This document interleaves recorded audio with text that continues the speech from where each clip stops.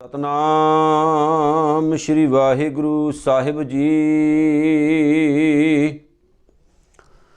सुनिए ईश्वर ब्रह्मा इंद, सुनिए मुख सलाहन मंद, सुनिए जोग जुगत तन भेद, सुनिए शास्त्र सिमरत वेद, नानक भगतां सदा विगास, सुनिए दुख पाप का नाश, नानक भगतां सदा विगास, सुनिए दुख पाप का नाश। जुगो जुग अटल मालिक कुल कायनात सच्चे पातशाह गरीब नवाज श्री गुरु नानक साहिब जी, जिन्हां दी महान बख्शिश दे सदका उन्हां दी पवित्र पावन बाणी जपजी साहिब दे नाल असीं रोज़ाना जुड़ रहे हैं। आओ अज दी विचार नाल जुड़न तो पहलां गुरु नानक साहिब सच्चे पातशाह जी की 10वें जामे दे विच महान बख्शिश गुरु फतेह दे नाल खालसा जीओ गज वज के सांझ पाइए। आखो वाहिगुरु जी का खालसा वाहिगुरु जी की फतेह। गुरु नानक साहिब सच्चे पातशाह जी की जपजी साहिब की 9वीं पौड़ी की विचार जिहड़ी गुरु नानक साहिब की किरपा दे नाल अज आपां करनी है।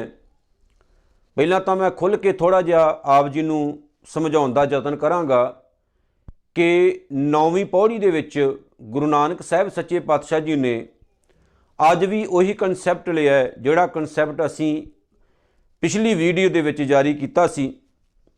ये सुनने वालियां पौड़ियां की गल चल रही है तो गुरु नानक साहिब सच्चे पातशाह इहदे विच भी एक बड़ी प्यारी गल दसदे ने कि जिस बंदे की सुरत जिस बंदे की बृत्ति टिकाऊ दे विच आ जाती है, जिहड़े बंदे का ध्यान परमात्मा के नाम दे विच लग जाता है, जिहड़ा इंसान परमात्मा के हुक्म नूं सही मायने 'च समझ लैंदा है ते सचियार होण दे योग हो जाता है, वो परमात्मा के प्रति सावधान हो जाता है, अटैंशन हो जाता है।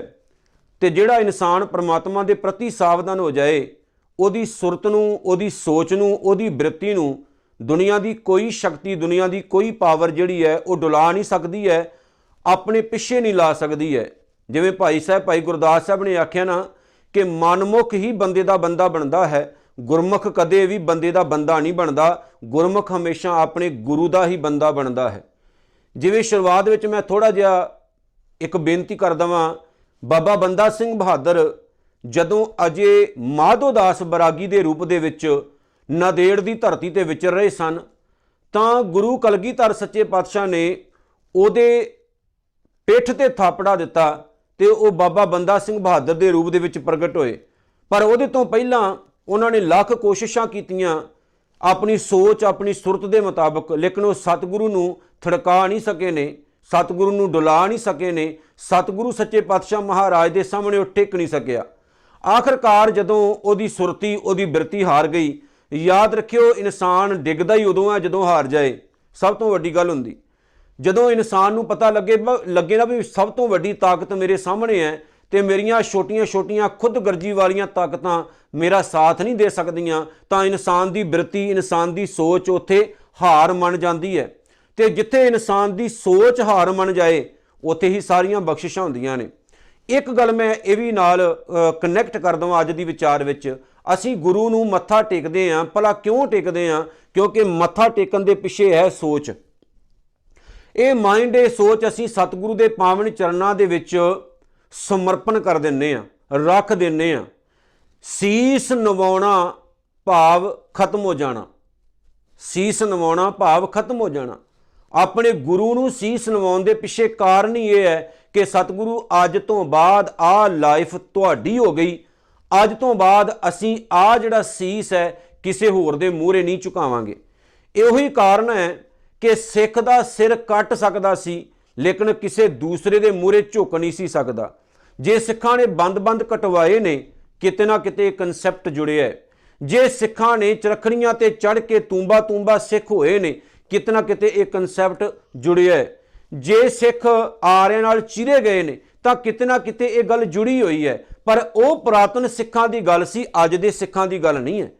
अज दे सिखां नूं जेकर तुसीं चंगी गल कहो भी तुसीं कदे किसी नगाहे वाले पीर दे चरनां 'च अपना सीस नहीं रखना, तुसीं किसी पखंडी साह दे पैरां दे विच अपना सीस नहीं रखना, तुसीं किसी कबर दे मूहरे मड़ियां मसाणां दे मूहरे नहीं झुकना, सिखां नूं कते कह के देखो तुसीं किसी वडभागीए दे मूहरे नहीं झुकना, तुसीं किसी अजोके साध बाबे पीर ते नकली गुरुआं दे मूहरे नहीं झुकना। ते सिख तुहाडे वालां नूं पैंदे है, गालां कढदे है।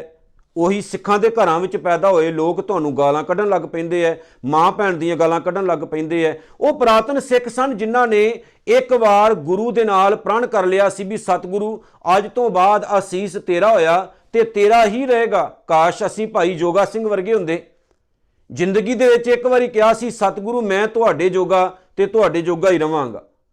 ਕਾਸ਼ ਅਸੀਂ ਭਾਈ ਮਣੀ ਸਿੰਘ ਵਰਗੇ ਹੁੰਦੇ, ਕਿਹਾ ਹੁੰਦਾ ਸਤਿਗੁਰੂ ਤੁਹਾਡੇ ਜੋਗਾ ਤੁਹਾਡੇ ਜੋਗਾ ਹੀ ਰਵਾਂਗਾ ਭਾਵੇਂ ਬੰਦ ਕੱਟਿਆ ਜਾਏ। ਪਰ ਜਿਨ੍ਹਾਂ ਦੀ ਸੁਰਤੀ ਜਿਨ੍ਹਾਂ ਦੀ ਬਿਰਤੀ ਸਾਵਧਾਨ ਹੋ ਜਾਂਦੀ ਹੈ ਉਹਨਾਂ ਨੂੰ ਕੋਈ ਡੁਲਾ ਨਹੀਂ ਸਕਦਾ। ਦੇਖੋ ਸਭ ਤੋਂ ਵੱਡੀ ਗੱਲ ਹੁੰਦੀ ਹੈ ਆਪਣੀ ਸੋਚ ਨੂੰ ਟਿਕਾਓ 'ਚ ਲਿਆਉਣਾ, ਆਪਣੀ ਬਿਰਤੀ ਨੂੰ ਸਾਵਧਾਨ ਕਰ ਲੈਣਾ। ਜਿਹੜਾ ਬੰਦਾ ਅਟੈਂਸ਼ਨ ਰਹਿੰਦਾ ਨਾ, ਸਾਵਧਾਨ ਰਹਿੰਦਾ, ਦੁਨੀਆ ਦਾ ਕੋਈ ਬੰਦਾ ਉਹਨੂੰ ਠੱਗ ਨਹੀਂ ਜੇ ਸਕਦਾ। ਮੈਂ ਗੁਰਬਾਣੀ ਦੇ ਆਧਾਰ ਤੇ ਗੱਲ ਕਹਿਣ ਲੱਗਾ। ਸਤਿਗੁਰੂ ਦੀ ਪਾਵਨ ਬਾਣੀ ਵਿੱਚ ਇੱਕ ਬਚਨ ਹੈ, ਦੁਨੀਆ ਹੁਸ਼ਿਆਰ ਬੇਦਾਰ ਜਾਗਤ ਮੁਸੀਅਤ ਹੋਰੇ ਭਾਈ। ਕਹਿੰਦੇ ਭਾਈ ਜਾਗਦਾ ਰਹਿ, ਦੁਨੀਆ ਬਹੁਤ ਹੁਸ਼ਿਆਰ ਹੈ, ਬੜੀ ਖਰਾਬ ਹੈ ਦੁਨੀਆ, ਇਹ ਮਿੰਟ ਲਾਉਂਦੀ ਹੈ ਤੈਨੂੰ ਠੱਗਣ ਲੱਗਿਆਂ। ਤੇ ਠੱਗੇ ਉਹੀ ਜਾਂਦੇ ਨੇ, ਭਲਾ ਕੌਣ? ਜਿਹੜੇ ਸੁੱਤੇ ਰਹਿੰਦੇ ਨੇ। ਜਿਹੜਾ ਬੰਦਾ ਸੁੱਤਾ ਰਹੇ ਠੱਗਿਆ ਤੋਂ ਹੀ ਜਾਂਦਾ। ਜੇ ਤੁਸੀਂ ਸਾਵਧਾਨ ਹੋ ਤੁਹਾਨੂੰ ਕੋਈ ਠੱਗ ਨਹੀਂ ਸਕਦਾ। ਠੱਗੇ ਉਹੀ ਜਾਂਦੇ ਨੇ ਜਿਹੜੇ ਸਾਵਧਾਨ ਨਹੀਂ ਹੁੰਦੇ, ਠੱਗੇ ਉਹੀ ਜਾਂਦੇ ਨੇ ਜਿਹੜੇ ਸੁੱਤੇ ਰਹਿੰਦੇ ਨੇ, ਮਾਰੇ ਉਹੀ ਜਾਂਦੇ ਨੇ, ਲੁੱਟੇ ਉਹੀ ਜਾਂਦੇ ਨੇ ਜਿਨ੍ਹਾਂ ਦੀ ਪ੍ਰੋਬਲਮ ਇਹ ਹੈ ਜਿਹੜੇ ਆਪਣੀ ਸੋਚ ਦੀ ਸਹੀ ਤਰੀਕੇ ਨਾਲ ਵਰਤੋਂ ਨਹੀਂ ਕਰਦੇ। ਹੁਣ ਸਤਿਗੁਰੂ ਨੇ ਪਾਵਨ ਬਾਣੀ ਵਿੱਚ ਇੱਕ ਜਗ੍ਹਾ ਤੇ ਇਹ ਵੀ ਲਿਖਿਆ ਹੈ, ਹਰ ਬਿਸਰਤ ਸਦਾ ਖੁਆਰੀ ਤਾਂ ਕੋ ਧੋਖਾ ਕਹਾਂ ਵਿਆਪੈ ਜਾਂ ਕੋ ਓਟ ਤੁਹਾਰੀ। ਉਹਨਾਂ ਨੂੰ ਕੋਈ ਲੁੱਟ ਨਹੀਂ ਸਕਦਾ, ਉਹਨਾਂ ਨੂੰ ਕੋਈ ਧੋਖੇ 'ਚ ਨਹੀਂ ਰੱਖ ਸਕਦਾ। ਕਿਹਨਾਂ ਨੂੰ? ਜਿਨ੍ਹਾਂ ਨੂੰ ਓਟ ਤੁਹਾਰੀ ਹੈ, ਜਿਹੜੇ ਪ੍ਰਮਾਤਮਾ ਦੇ ਓਟ ਆਸਰੇ ਵਿੱਚ ਰਹਿੰਦੇ ਨੇ। ਉਹਨਾਂ ਨੂੰ ਕੋਈ ਧੋਖਾ ਦੇ ਸਕਦਾ, ਕੋਈ ਧੋਖੇ ਨਾਲ ਮਾਰ ਸਕਦਾ? ਇਹ ਸਾਡੀ ਸੋਚ ਉਦੋਂ ਹੀ ਧੋਖੇ ਦੇ ਅਧੀਨ ਹੁੰਦੀ ਹੈ। ਸਾਡੀ ਸੋਚ ਨੂੰ ਉਦੋਂ ਹੀ ਕੋਈ ਖਿੱਚ ਧੂ ਕਰਦਾ ਹੈ ਜਦੋਂ ਅਸੀਂ ਗੁਰੂ ਦੇ ਪ੍ਰਤੀ ਸਾਵਧਾਨ ਨਹੀਂ ਹੁੰਦੇ, ਗੁਰੂ ਦੇ ਪ੍ਰਤੀ ਅਟੈਂਸ਼ਨ ਨਹੀਂ ਹੁੰਦੇ। ਸਭ ਤੋਂ ਪਹਿਲੀ ਗੱਲ ਜਪਜੀ ਸਾਹਿਬ ਵਿੱਚ ਅਸੀਂ ਇਹ ਗੱਲ ਕਰਕੇ ਆਏ ਹਾਂ, ਜਦੋਂ ਸਤਿਗੁਰੂ ਨੇ ਕਿਹਾ ਸੀ ਕਿ ਮਤ ਵਿੱਚ ਰਤਨ ਜਵਾਹਰ ਮਾਨਕ ਜੇ ਇੱਕ ਗੁਰ ਕੀ ਸਿੱਖ ਸੁਣੀ। ਜੇ ਗੁਰੂ ਦੀ ਇੱਕ ਸਿੱਖਿਆ ਨੂੰ ਇੱਥੇ ਪੱਲੇ ਬੰਨ੍ਹ ਲਿਆ ਜਾਏ ਤੇ ਸਿੱਖ ਦੀ ਜਿਹੜੀ ਸੋਚ ਹੈ ਉਹ ਰਤਨਾ ਜਵਾਹਰਾਤਾਂ ਮਾਨਕਾਂ ਮੋਤੀਆਂ ਨਾਲੋਂ ਬੇਸ਼ਕੀਮਤੀ ਹੋ ਸਕਦੀ ਹੈ, ਮਹਿੰਗੀ ਹੋ ਸਕਦੀ। ਕਦੀ ਕਿਸੇ ਨੇ ਸੋਚਿਆ ਵੀ ਮੱਤ ਨੂੰ ਇੱਥੇ ਜਵਾਹਰ ਮਾਨਕ ਮੋਤੀ ਤੇ ਲਾਲ ਕਿਉਂ ਆਖਿਆ ਗਿਆ? ਪੈਸੇ ਨਾਲ ਤੁਲਨਾ ਨਹੀਂ ਦਿੱਤੀ ਗਈ, ਮਹਿੰਗੀਆਂ ਚੀਜ਼ਾਂ ਨਾਲ। ਮਾਨਕ ਮੋਤੀ ਜਵਾਹਰਾਤ ਹੀਰੇ ਜਵਾਹਰਾਤਾਂ ਦੇ ਨਾਲ ਤੁਲਨਾ ਹੋਈ।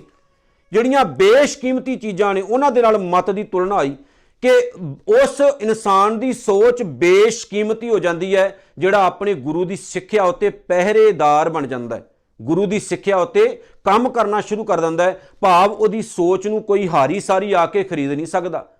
ਹੁਣ ਇੱਥੇ ਉਹੀ ਗੱਲ ਹੈ ਜਿਹੜੀ ਸਤਿਗੁਰੂ ਕਹਿਣਾ ਚਾਹੁੰਦੇ ਨੇ ਕਿ ਸੁਣਿਆ, ਜੇ ਤੂੰ ਆਪਣੀ ਸੁਰਤ ਨੂੰ ਪਰਮਾਤਮਾ ਦੇ ਨਾਮ ਵਿੱਚ ਜੋੜ ਲਏਗਾ, ਜੇਕਰ ਤੂੰ ਪਰਮਾਤਮਾ ਦੇ ਪ੍ਰਤੀ ਸਾਵਧਾਨ ਹੋ ਜਾਏਗਾ, ਅਟੈਂਸ਼ਨ ਹੋ ਜਾਏਗਾ, ਤਾਂ ਫਿਰ ਕੀ ਹੋਏਗਾ? ਈਸ਼ਰ ਬ੍ਰਹਮਾ ਇੰਦ, ਈਸ਼ਰ ਸ਼ਿਵ ਬ੍ਰਹਮਾ ਇੰਦ ਇੰਦਰ ਦੇਵਤਾ ਵਰਗੇ ਦੇਵੀ ਦੇਵਤਿਆਂ ਦੇ ਪਿੱਛੇ ਜਾਣ ਦੀ ਸਿੱਖਾ ਤੈਨੂੰ ਲੋੜ ਨਹੀਂ ਪੈਣੀ। ਗੁਰੂ ਨਾਨਕ ਸਾਹਿਬ ਕਹਿੰਦੇ ਤੂੰ ਇਹਨਾਂ ਤੋਂ ਵੱਡਾ ਹੋ ਜਾਣਾ ਹੈ, ਤੂੰ ਇਹਨਾਂ ਤੋਂ ਹੀ ਮਹਾਨ ਹੋ ਜਾਣਾ ਹੈ ਤੇ ਤੈਨੂੰ ਅਸਲ ਮਾਇਨੇ 'ਚ ਇਹਨਾਂ ਦੇਵੀ ਦੇਵਤਿਆਂ ਦੀ ਅਸਲੀਅਤ ਦਾ ਪਤਾ ਲੱਗ ਜਾਣਾ ਹੈ ਕਿ ਇਹਨਾਂ ਦਾ ਕਰਤੱਵ ਤਾਂ ਕੁਝ ਹੋਰ ਸੀ ਸੰਸਾਰ ਵਿੱਚ ਆਉਣ ਦਾ, ਲੇਕਿਨ ਕਰਦੇ ਕੁਝ ਹੋਰ ਰਹੇ ਸੰਸਾਰ ਵਿੱਚ ਆ ਕੇ। ਤੁਸੀਂ ਖੁਦ ਗੁਰਬਾਣੀ ਨੂੰ ਪੜ੍ਹ ਕੇ ਵੇਖ ਲਿਓ ਵੀ ਬ੍ਰਹਮਾ ਬਾਰੇ, ਸ਼ਿਵ ਬਾਰੇ, ਇੰਦਰ ਬਾਰੇ ਜਾਂ ਹੋਰ ਦੇਵੀ ਦੇਵਤਿਆਂ ਬਾਰੇ ਗੁਰਬਾਣੀ ਦਾ ਕੀ ਫਰਮਾਨ ਹੈ। ਜਿਹੜੇ ਸਿੱਖ ਅੱਜ ਵੀ ਮੰਦਰਾਂ 'ਚ ਜਾ ਕੇ ਟੱਲ ਖੜਕਾਉਂਦੇ ਨੇ ਤੇ ਮਾਤਾ ਦੀਆਂ ਭੇਟਾਂ ਗਾਉਂਦੇ ਨੇ, ਉਹਨਾਂ ਨੂੰ ਪੜ੍ਹ ਲੈਣਾ ਚਾਹੀਦਾ ਪਹਿਲਾਂ ਗੁਰਬਾਣੀ ਨੂੰ। ਜਿਹੜੇ ਸਿੱਖ ਅੱਜ ਵੀ ਸਾਡੇ ਤੇ ਕੁਐਸਚਨ ਚਿੰਨ੍ਹ ਲਾਉਂਦੇ ਨੇ ਕਿ ਤੁਸੀਂ ਗੱਲ ਕਿਉਂ ਕਰਦੇ, ਉਹਨਾਂ ਨੂੰ ਪੜ੍ਹ ਲੈਣਾ ਚਾਹੀਦਾ ਪਹਿਲਾਂ ਸਤਿਗੁਰੂ ਦੀ ਪਾਵਨ ਬਾਣੀ ਨੂੰ ਕਿ ਸਾਡੇ ਸਿਧਾਂਤ ਕੀ ਨੇ। ਸਿੱਖ ਭੁੱਲ ਕੇ ਵੀ ਕਦੇ ਕਿਸੇ ਮੰਦਿਰ ਦਾ ਟੱਲ ਨਹੀਂ ਖੜਕਾਉਂਦਾ। ਰਿਸਪੈਕਟ ਸਭ ਧਰਮਾਂ ਦੀ ਕਰਨੀ ਇਹ ਗੱਲ ਵੱਖਰੀ ਹੈ, ਪਰ ਸਿੱਖ ਆਪਣੇ ਸਿਧਾਂਤ ਉੱਤੇ ਵੀ ਖੜਾ ਹੋਵੇ। ਤੇ ਜਿਹੜੇ ਸਿੱਖ ਅੱਜ ਵੀ ਉੱਥੇ ਤੁਰੇ ਫਿਰਦੇ ਐ ਸਤਿਗੁਰੂ ਦੀ ਪਾਵਨ ਬਾਣੀ ਤੋਂ ਕੋਰੇ ਐ ਉਹ, ਕਿਉਂਕਿ ਅਸੀਂ ਬੰਦੇ ਦੇ ਬੰਦੇ ਨਹੀਂ ਬਣਨਾ, ਅਸੀਂ ਉਸ ਪਰਮ ਜੋਤ ਦੇ ਉਸ ਮਾਲਕ ਦੇ ਪਾਵਨ ਚਰਨਾਂ 'ਚ ਸੀਸ ਨਿਵਾਉਣਾ ਹੈ ਜਿਨ੍ਹਾਂ ਨੇ ਬਹੁਤ ਸਾਰੇ ਇਨਸਾਨ ਪੈਦਾ ਕੀਤੇ, ਕਈ ਸ਼ਕਤੀਆਂ ਨੂੰ ਜਨਮ ਦਿੱਤਾ। ਅਸੀਂ ਸ਼ਕਤੀਆਂ ਦੇ ਪਿੱਛੇ ਨਹੀਂ ਭੱਜਣਾ, ਅਸੀਂ ਉਸ ਦਾਤੇ ਦੇ ਪਿੱਛੇ ਭੱਜਣਾ ਹੈ ਜਿਸ ਦਾਤੇ ਨੇ ਇਹ ਸਾਰੀਆਂ ਤਾਕਤਾਂ ਪੈਦਾ ਕੀਤੀਆਂ। ਗੱਲ ਮੈਂ ਕਹਿ ਦੇਵਾਂ, ਇੱਕ ਰਾਜੇ ਨੇ ਆਪਣੀਆਂ ਇੱਕ ਦਿਨ ਸਾਰੀਆਂ ਰਾਣੀਆਂ ਨੂੰ ਇਹ ਹੁਕਮ ਕੀਤਾ ਵੀ ਸਾਰੇ ਰਾਜ ਦਰਬਾਰ ਦਾ ਖਜ਼ਾਨਾ ਬਾਹਰ ਰੱਖਿਆ ਹੋਇਆ ਹੈ ਤੇ ਜਿੰਨਾ ਮਰਜ਼ੀ ਲੁੱਟ ਲਓ। ਸਾਰੀਆਂ ਰਾਣੀਆਂ ਨੇ ਖਜ਼ਾਨਾ ਲੁੱਟ ਲਿਆ। ਸੈਂਟਰ ਦੇ ਵਿੱਚ ਰਾਜਾ ਫਾਟੇ ਪੁਰਾਣੇ ਕੱਪੜੇ ਪਾ ਕੇ ਮਾੜੇ ਕਚੈਲੇ ਕੱਪੜਿਆਂ ਦੇ ਵਿੱਚ ਖਜ਼ਾਨੇ ਵਿੱਚ ਬਹਿ ਗਿਆ, ਪਰ ਕਿਸੇ ਰਾਣੀ ਨੇ ਉਹਨੂੰ ਨਹੀਂ ਜਾ ਕੇ ਪਕੜਿਆ। ਖਜ਼ਾਨਾ ਲੁੱਟਦੀਆਂ ਰਹੀਆਂ, ਪਰ ਇੱਕ ਰਾਣੀ ਆਈ ਬੜੀ ਭੋਲੀ ਸੀ, ਉਹਨੇ ਆ ਕੇ ਰਾਜੇ ਦੇ ਚਰਨ ਪਕੜ ਲਏ ਤੇ ਕਹਿੰਦੀ ਰਾਜਨ ਮੈਨੂੰ ਖਜ਼ਾਨਾ ਨਹੀਂ ਚਾਹੀਦਾ, ਮੈਨੂੰ ਤੂੰ ਚਾਹੀਦਾ। ਰਾਜੇ ਨੇ ਕਿਹਾ ਵੀ ਅੱਜ ਮੌਕਾ ਖਜ਼ਾਨਾ ਲੁੱਟੋ, ਤੂੰ ਮੇਰੇ ਤੋਂ ਕੀ ਲੈਣਾ, ਮੈਂ ਤਾਂ ਕੰਗਾਲ ਹੋ ਗਿਆ। ਤੇ ਉਸ ਰਾਣੀ ਨੇ ਇਹ ਗੱਲ ਕਹੀ ਸੀ ਕਿ ਰਾਜਨ ਜੇ ਤੂੰ ਹੈ ਤੇ ਖਜ਼ਾਨਾ ਹੈ, ਜੇ ਤੂੰ ਨਹੀਂ ਤੇ ਖਜ਼ਾਨੇ ਨੂੰ ਮੈਂ ਕੀ ਕਰਨਾ ਹੈ। ਤੂੰ ਹੀ ਤਾਂ ਮਹਾਨ ਤਾਕਤ ਹੈ, ਤੂੰ ਹੀ ਤਾਂ ਉਹ ਸ਼ਕਤੀ ਹੈ ਜਿਹਦੇ ਤੋਂ ਇਹ ਸਾਰਾ ਖਜ਼ਾਨਾ ਪੈਦਾ ਹੋਇਆ। ਜੇ ਤੂੰ ਹੈ ਤੇ ਸਭ ਕੁਝ ਫਿਰ ਆ ਸਕਦਾ ਹੈ, ਤੇ ਜੇ ਖਜ਼ਾਨਾ ਹੀ ਮੈਂ ਲੁੱਟਣਾ ਹੈ ਤੇ ਤੂੰ ਮੈਨੂੰ ਕਦੇ ਨਹੀਂ ਮਿਲੇਗਾ। ਯਾਦ ਰੱਖਿਓ, ਪਾਵਨ ਬਾਣੀ ਨੇ ਇਹੀ ਤਾਂ ਆਖਿਆ ਹੈ ਵੀ ਅਸੀਂ ਦਾਸੀ ਦੇ ਪਿੱਛੇ ਦੌੜਦੇ ਫਿਰਦੇ ਹਾਂ, ਅਸੀਂ ਨੌਕਰਾਂ ਦੇ ਪਿੱਛੇ ਦੌੜਦੇ ਫਿਰਦੇ ਹਾਂ, ਲੇਕਿਨ ਉਸ ਮਾਲਕ ਨੂੰ ਛੱਡ ਬੈਠੇ ਹਾਂ ਜਿਸ ਮਾਲਕ ਨੇ ਸਭ ਕੁਝ ਪੈਦਾ ਕੀਤਾ। ਆਹ ਦੇਵੀ ਦੇਵਤੇ, ਪੀਰ ਪੈਗੰਬਰ, ਸ਼ੇਖ ਔਲੀਏ ਸਭ ਉਹਦੇ ਸੇਵਾਦਾਰ ਹੋਣਗੇ, ਮਾਲਕ ਨਹੀਂ ਹੋਣਗੇ। ਅਸੀਂ ਉਹਨਾਂ ਦੇ ਚਰਨਾਂ 'ਚ ਕਿਉਂ ਸੀਸ ਨਵਾਈਏ, ਕਿਉਂ ਪਕੜੀਏ ਉਹਨਾਂ ਨੂੰ? ਅਸੀਂ ਉਹਨੂੰ ਪਕੜੀਏ ਜਿਹਨੇ ਕੁਝ ਦਿੱਤਾ ਹੈ ਸੰਸਾਰ ਵਿੱਚ ਆ ਕੇ। ਬਾਕੀ ਇਹਨਾਂ ਦਾ ਜੀਵਨ ਤੁਸੀਂ ਪੜ੍ਹ ਕੇ ਦੇਖ ਲਿਓ, ਆਪਣੇ ਆਪ ਸਮਝ ਆ ਜਾਏਗੀ। ਸਤਿਗੁਰੂ ਕਹਿੰਦੇ ਜੇ ਸਿੱਖ ਸਾਵਧਾਨ ਹੋ ਜਾਏ ਤਾਂ ਦੇਵੀ ਦੇਵਤਿਆਂ ਦੇ ਪਿੱਛੇ ਨਹੀਂ ਦੌੜਦਾ। ਤੇ ਖਾਸ ਤੌਰ ਤੇ ਉਹਨਾਂ ਸਿੱਖਾਂ ਨੂੰ ਬੇਨਤੀ ਹੈ ਜਿਹੜੇ ਅੱਜ ਵੀ ਟੱਲ ਖੜਕਾਉਂਦੇ ਨੇ ਨਾ ਤੇ ਟਿੱਕੇ ਲਵਾਉਂਦੇ ਨੇ ਤੇ ਅੱਜ ਵੀ ਰੱਖੜੀਆਂ ਬੰਨੀ ਫਿਰਦੇ ਨੇ ਆਪਣੇ ਗੁੱਟਾਂ ਦੇ ਉੱਤੇ, ਬੇਨਤੀ ਹੈ ਥੋੜਾ ਬਹੁਤਾ ਆਪਣਾ ਇਤਿਹਾਸ ਪੜ੍ਹ ਲਿਆ ਕਰੋ। ਰੱਖੜੀ ਦੀ ਗੱਲ ਮੈਂ ਤਾਂ ਕਰਨ ਲੱਗਾ, ਜਿਹੜੇ ਅੱਜ ਵੀ ਆਪਣੀਆਂ ਕਿਰਪਾਨਾਂ ਪਾ ਕੇ ਅੰਮ੍ਰਿਤਧਾਰੀ ਹੋ ਕੇ ਗੁੱਟਾਂ ਤੇ ਰੱਖੜੀਆਂ ਬੰਨੀ ਫਿਰਦੇ ਐ, ਤੇ ਜਿਹੜੇ ਕਹਿੰਦੇ ਬੇਬੇ ਨਾਨਕੀ ਨੇ ਵੀ ਗੁਰੂ ਨਾਨਕ ਨੂੰ ਰੱਖੜੀ ਬੱਧੀ ਸੀ, ਜਾਂ ਤਾਂ ਉਹ ਮੂਰਖ ਨੇ ਤੇ ਜਾਂ ਉਹਨਾਂ ਨੂੰ ਸਹੀ ਸਮਝ ਨਹੀਂ। ਰੱਖੜੀ ਦਾ ਤਿਉਹਾਰ ਬਾਅਦ ਵਿੱਚ ਸ਼ੁਰੂ ਹੋਇਆ, ਜਦ ਕਿ ਬੇਬੇ ਨਾਨਕੀ ਪਹਿਲਾਂ ਹੀ ਅਕਾਲ ਚਲਾਣਾ ਕਰ ਚੁੱਕੇ ਸਨ। ਤੇ ਦੂਸਰੀ ਗੱਲ, ਗੁਰੂ ਨਾਨਕ ਸਾਹਿਬ ਇਹੋ ਜਿਹੇ ਫੋਕਟ ਕਰਮਕਾਂਡਾਂ ਨੂੰ ਮੰਨਦੇ ਹੀ ਨਹੀਂ ਸੀ, ਤੇ ਰੱਖੜੀ ਗੁਰੂ ਨਾਨਕ ਸਾਹਿਬ ਨੇ ਕਿੱਥੋਂ ਬਣਾ ਲਈ? ਜਿਹੜੇ ਅੱਜ ਵੀ ਇਹੋ ਜਿਹੇ ਕੰਮਾਂ 'ਚ ਪਏ ਐ, ਉਹਨਾਂ ਨੂੰ ਮੇਰੀ ਬੇਨਤੀ ਹੈ ਆਪਣੀ ਸੋਚ ਨੂੰ ਥੋੜਾ ਜਿਹਾ ਸਾਵਧਾਨ ਬਣਾਓ, ਆਪਣੀ ਸੁਰਤ ਨੂੰ ਥੋੜਾ ਜਿਹਾ ਉਤਾਂਹ ਚੁੱਕੋ। ਐਵੇਂ ਲੋਕਾਂ ਦੀਆਂ ਭੇਡਾਂ ਨਾ ਬਣ ਜਾਇਆ ਕਰੋ, ਜੋ ਕਿਸੇ ਨੇ ਕਹਿਤਾ ਉਹਦੇ ਪਿੱਛੇ ਲਾ ਕੇ ਤੁਰ ਪਏ। ਸੁਣਿਆ ਮੁੱਖ ਸਲਾਹਣਮੰਦ, ਸਤਿਗੁਰੂ ਕਹਿੰਦੇ ਜਿਨ੍ਹਾਂ ਦੀ ਸੁਰਤ ਸਾਵਧਾਨ ਹੋ ਜਾਂਦੀ ਹੈ ਨਾ, ਜਿਨ੍ਹਾਂ ਦੀ ਸੁਰਤ ਵਿੱਚ ਪ੍ਰਮਾਤਮਾ ਦਾ ਨਾਮ ਵਸ ਜਾਂਦਾ, ਜਿਹੜੇ ਪ੍ਰਮਾਤਮਾ ਦੀ ਕਿਰਪਾ ਦੇ ਨਾਲ ਉੱਚੇ ਹੋ ਜਾਂਦੇ ਨੇ, ਆਪਣੇ ਮੂੰਹ ਤੋਂ ਪਰਮਾਤਮਾ ਦੀਆਂ ਸਿਫਤਾਂ ਕਰਨ ਲੱਗ ਪੈਂਦੇ ਨੇ, ਭਾਵੇਂ ਦੁਨੀਆ ਦੇ ਲੋਕ ਉਹਨਾਂ ਨੂੰ ਕਿੰਨਾ ਵੀ ਮਾੜਾ ਕਹਿੰਦੇ ਹੋਣ। ਦੁਨੀਆ ਦੇ ਲੋਕ ਕਹਿੰਦੇ ਨੇ ਬੜਾ ਮਾੜਾ ਇਨਸਾਨ ਹੈ, ਬੜਾ ਭੈੜਾ ਇਨਸਾਨ ਹੈ। ਸਤਿਗੁਰੂ ਕਹਿੰਦੇ ਨੇ ਪਰਮਾਤਮਾ ਚਾਹੇ ਤਾਂ ਮਾੜੇ ਤੋਂ ਮਾੜੇ ਇਨਸਾਨ ਦੇ ਅੰਦਰ ਵੀ ਸੱਚ ਦੀ ਜੋਤ ਜਗਾ ਸਕਦਾ ਹੈ, ਉਹਦਾ ਵੀ ਜੀਵਨ ਉੱਚਾ ਚੁੱਕ ਸਕਦਾ ਹੈ। ਹੁਣ ਇੱਥੇ ਤੁਸੀਂ ਧਿਆਨ ਮਾਰ ਕੇ ਵੇਖਿਓ, ਬਾਬਾ ਬਿਧੀ ਚੰਦ ਜੀ ਸ਼ੀਨਾ ਪਿੰਡ ਦੇ ਰਹਿਣ ਵਾਲੇ, ਕਿੱਥੇ ਕਿਸੇ ਟਾਈਮ ਚੋਰ ਸਨ, ਲੇਕਿਨ ਜਦੋਂ ਗੁਰੂ ਅਰਜਨ ਸਾਹਿਬ ਦੀ ਕਿਰਪਾ ਹੋਈ ਤਾਂ ਬਿਧੀ ਚੰਦ ਸ਼ੀਨਾ, ਗੁਰੂ ਕਾ ਸੀਨਾ ਕभी ਕਮੀ ਨਾ ਕਹਿ ਕੇ ਸਤਿਗੁਰੂ ਨੇ ਸਨਮਾਨ ਦਿੱਤਾ।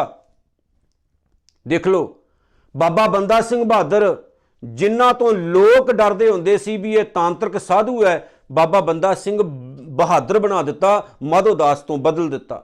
ਸਤਿਗੁਰੂ ਇੰਨਾ ਚੇਂਜ ਕਰ ਦਿੰਦਾ ਹੈ, ਇੰਨਾ ਕੁਛ ਬਦਲ ਦਿੰਦਾ ਹੈ। ਕਿੱਥੇ ਮਾਤਾਵਾਂ ਦੀਆਂ ਭੇਟਾਂ ਗਾਉਂਦੇ ਹੁੰਦੇ ਸਨ ਗੁਰੂ ਅੰਗਦ ਸਾਹਿਬ ਤੇ ਗੁਰੂ ਅਮਰਦਾਸ ਸਾਹਿਬ, ਕਿੱਥੇ ਸਤਿਗੁਰੂ ਨੇ ਅਪਣਾ ਦਿੱਤਾ। ਆਪਾਂ ਕਿਉਂ ਨਹੀਂ ਬਦਲ ਸਕਦੇ? ਅਸੀਂ ਵੀ ਬਦਲ ਸਕਦੇ ਹਾਂ। ਸਤਿਗੁਰੂ ਜੀ ਕਹਿੰਦੇ ਨੇ ਜਿਨ੍ਹਾਂ ਨੂੰ ਇਹ ਕਿਹਾ ਜਾਂਦਾ ਵੀ ਮਾੜੇ ਇਨਸਾਨ ਹੈ, ਬੁਰੇ ਇਨਸਾਨ ਹੈ, ਪਰ ਜੇ ਉਹ ਗੁਰੂ ਨਾਨਕ ਦੇ ਚਰਨਾਂ ਨਾਲ ਜੁੜ ਜਾਂਦੇ ਨੇ ਨਾ, ਤੇ ਉਹ ਵੀ ਪਰਮਾਤਮਾ ਦੀ ਸਿਫਤ ਸਲਾਹ ਕਰਨ ਵਾਲੇ ਬਣ ਜਾਂਦੇ ਨੇ। ਭਾਵ ਪਰਮਾਤਮਾ ਉਹਨਾਂ ਨੂੰ ਉਤਾਂ ਚੁੱਕ ਦਿੰਦਾ ਹੈ। ਸੁਣਿਆ ਜੋਗ ਜੁਗਤ ਤਨ ਭੇਦ, ਗੱਲ ਸਮਝਣ ਵਾਲੀ ਹੈ। ਸਾਰੀ ਗੱਲ ਖੁਸ਼ੀ ਤੇ ਜਾ ਰਹੀ ਹੈ। ਜੋਗ ਜੁਗਤ, ਜੋਗ ਕੀ ਸਿਖਾਉਂਦਾ ਹੈ, ਜੋਗ ਦਾ ਮਾਇਨਾ ਕੀ ਹੈ, ਜੋਗ ਦੱਸਣਾ ਕੀ ਚਾਹੁੰਦਾ ਹੈ ਕਿ ਸਾਡੇ ਸਰੀਰ ਦੇ ਅੰਦਰ ਕੀ ਹੈ, ਕਿੰਨੀਆਂ ਨਾੜੀਆਂ ਨੇ, ਏੜਾ, ਪਿੰਗਲਾ, ਸੁਖਮਣਾ, ਨਾੜੀ ਕੀ ਹੈ। ਜੋਗ ਇਹੀ ਦੱਸਦਾ ਹੈ ਆਪਣੇ ਸਰੀਰ ਦੇ ਅੰਦਰ ਦੇਖੋ ਹੈ ਕੀ ਹੈ। ਸਾਵਧਾਨ ਹੋ ਜਾਓ, ਸਰੀਰ ਦੇ ਭੇਦ ਜਾਣੋ। ਤੇ ਗੁਰੂ ਨਾਨਕ ਸਾਹਿਬ ਸੱਚੇ ਪਾਤਸ਼ਾਹ ਨੇ ਪਤਾ ਜੋਗ ਮਤ ਨੂੰ ਪ੍ਰਵਾਨ ਕਿਉਂ ਨਹੀਂ ਕੀਤਾ? ਕਿਉਂਕਿ ਜੋਗ ਮਤ ਇਕੱਲਾ ਸਰੀਰ ਤੱਕ ਸੀਮਤ ਹੋ ਕੇ ਰਹਿ ਗਿਆ, ਉਹਨੇ ਪ੍ਰਮਾਤਮਾ ਵੱਲੋਂ ਮੂੰਹ ਹੀ ਮੋੜ ਲਿਆ। ਜੋਗ ਮਤ ਨੂੰ ਗੁਰੂ ਨਾਨਕ ਸਾਹਿਬ ਨੇ ਤਾਂ ਪ੍ਰਵਾਨ ਨਹੀਂ ਕੀਤਾ ਕਿਉਂਕਿ ਜੋਗੀ ਭਗੌੜੇ ਸਨ, ਸਮਾਜ ਦੇ ਭਗੌੜੇ ਸਨ। ਗੁਰੂ ਨਾਨਕ ਸਾਹਿਬ ਨੇ ਕਿਹਾ ਇਹ ਖੁਦ ਭਗੌੜੇ ਨੇ, ਇਹ ਸਮਾਜ ਨੂੰ ਸਹੀ ਸਿੱਧ ਕੀ ਦੇ ਸਕਦੇ ਨੇ।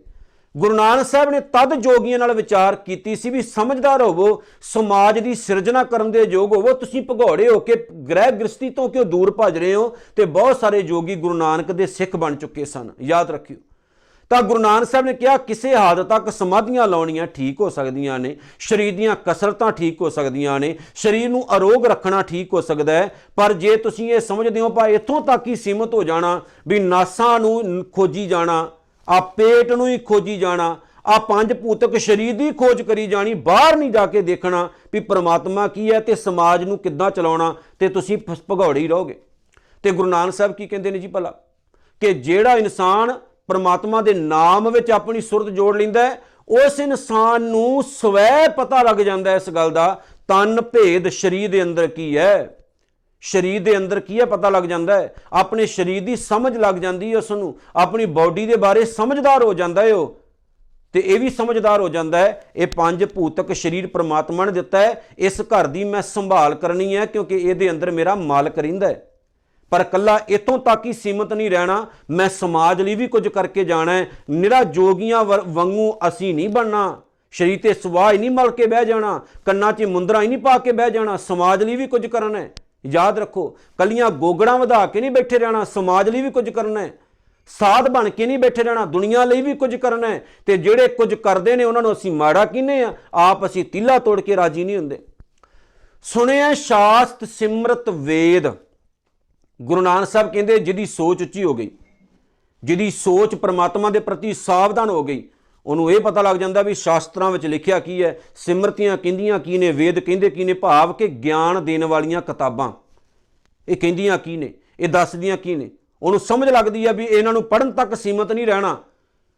ਧਾਰਮਿਕ ਬਣਨਾ ਹੀ ਜ਼ਰੂਰੀ ਨਹੀਂ, ਧਾਰਮਿਕ ਹੋ ਕੇ ਦੁਨੀਆ ਦੇ ਵਿੱਚ ਵਿਚਰਨਾ ਤੇ ਸਮਾਜ ਦੇ ਹਰੇਕ ਅੰਗ ਦੇ ਵਿੱਚ ਆਪਣੀ ਜਿਹੜੀ ਪਹਿਚਾਣ ਛੱਡਣੀ ਵੀ ਬਹੁਤ ਜ਼ਰੂਰੀ ਹੈ।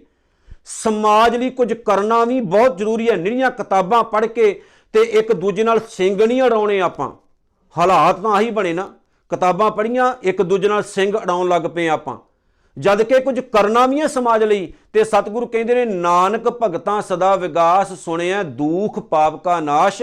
ਅਸਲ ਦੇ ਵਿੱਚ ਭਗਤ ਉਹੀ ਨੇ ਜਿਹੜੇ ਕਦੇ ਵੀ ਕਿਸੇ ਅਵਤਾਰਵਾਦ ਵਿੱਚ ਯਕੀਨ ਨਹੀਂ ਰੱਖਦੇ, ਭਗਤ ਉਹੀ ਨੇ ਜਿਹੜੇ ਆਪਣੇ ਜੀਵਨ ਵਿੱਚ ਪ੍ਰਮਾਤਮਾ ਨੂੰ ਜਗ੍ਹਾ ਦਿੰਦੇ ਨੇ, ਕਿਸੇ ਹੋਰ ਦੇ ਮੂਹਰੇ ਸੀਸ ਨਹੀਂ ਨਿਵਾਉਂਦੇ, ਕਦੇ ਵੀ ਕਿਸੇ ਤੋਂ ਡਰਦੇ ਨਹੀਂ, ਨਿਰਭਉ ਨਿਰਵੈਰ ਹੋ ਜਾਂਦੇ ਨੇ।